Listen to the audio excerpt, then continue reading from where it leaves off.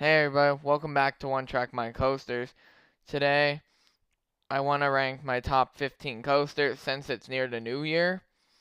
And I also decided I want to hear your opinion on your top 5, 10, or even 15 down in the comments as soon as this video is over. And I want to do this just so I could throw my opinion out there, throw some hot takes, and I want to get all of that fun out of the way. So, starting off with my number 15, it's Hydrus at Casino Pier. This is a pretty good Gerstauer Eurofighter. Pretty small, compact. It has some good airtime at the first drop. And pretty good hang time on the vertical loop and the 0G roll. Overall, a pretty decent coaster. Taking my number 14 spot is Twister at Knoebels.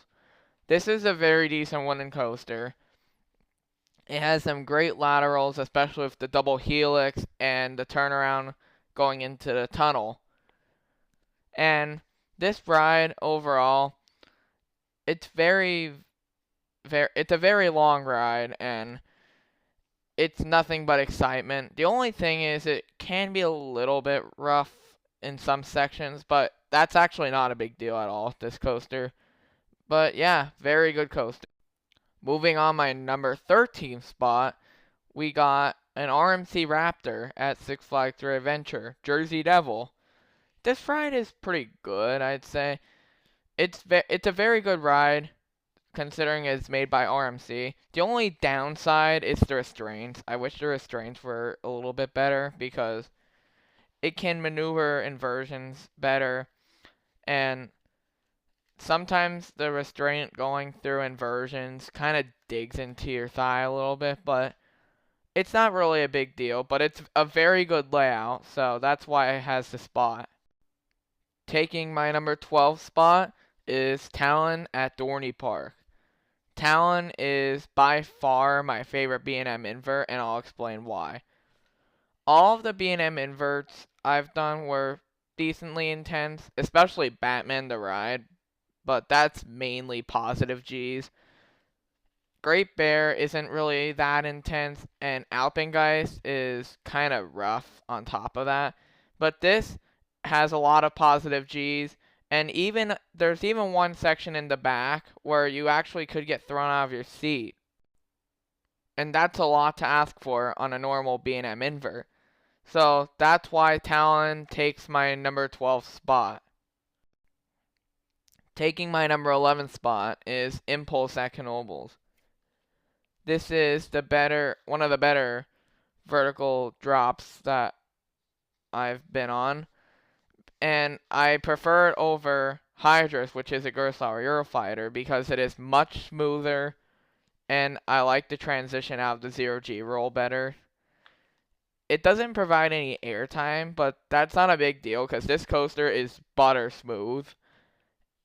And that's what makes this a great coaster. Also, there's good positive G moment at the helix. But seriously, props to Zier for making this, because this is actually very good, and I wish they could make more. So this is why it takes my 11th spot. Now we're reaching my top 10. Taking my number 10 spot is Steel Force at Dorney Park. This one is a pretty good hyper. It's decent for what it is. I do think that the airtime is a little bit more on the weaker side, and it definitely ran a lot faster. I had a very good ride on it this year compared to 2023. So, hey, props to that. Steel Force is overall a pretty good coaster. I really like how long it is, especially. Taking my number 9 spot, this may be a controversial one, but it is Verbolten at Busch Gardens, Williamsburg. This ride is pretty good for what it is, but the theming on this is what makes it so impressive.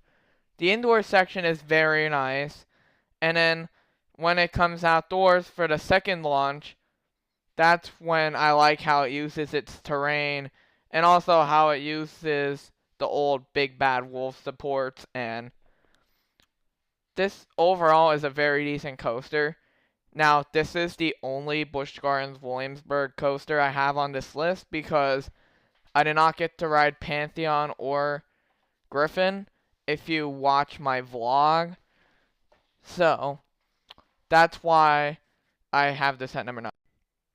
Taking my number 8 spot is one of 2 hydraulic launch coasters I've ridden, Storm Runner at Hersheypark.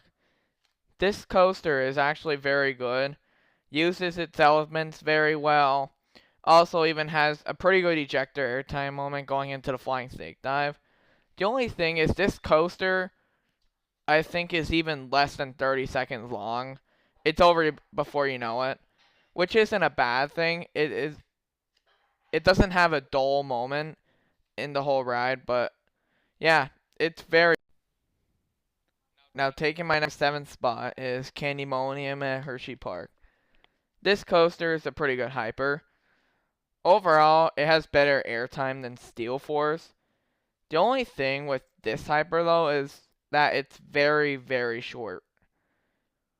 Which my number 1 hyper coaster overall is definitely very short, but still. This hyper packs in a punch, very good float airtime plus the Flowjector airtime hill. And I love the chocolate theme on this one. So that's why it is number 7. Now taking my number 6 spot, we're going back-to-back hyper coasters, is Nitro at Six Flags Great Adventure. This hyper is better for a couple of reasons. A, I like the drop on this a lot more than Candymonium. Also, it is a longer ride by far. And also, I love its choice of elements. The only thing is this hyper coaster has a bit of a rattle to it, but it does not bother me by any means at all. But this ride is a very good ride at Six Flags Great Adventure, and I recommend everybody. We're now in the top 5. Number 5 for me is Phoenix at Knoebels. This is a PTC wooden coaster that was relocated, and honestly, it has better airtime than most hyper coasters. That's how good it is. And this is my second of 3 wooden coasters on this list. And overall, it has outstanding airtime. For everybody watching this, either ride this in row 3 or the very back for best airtime. Now, my number 4. This is the second hydraulic launch coaster I've ridden, which is King the Caw. And it's the only defunct coaster on my top 15 list. I really, really would miss this attraction. This had such a punchy launch, and also I could feel the speed very well on this coaster.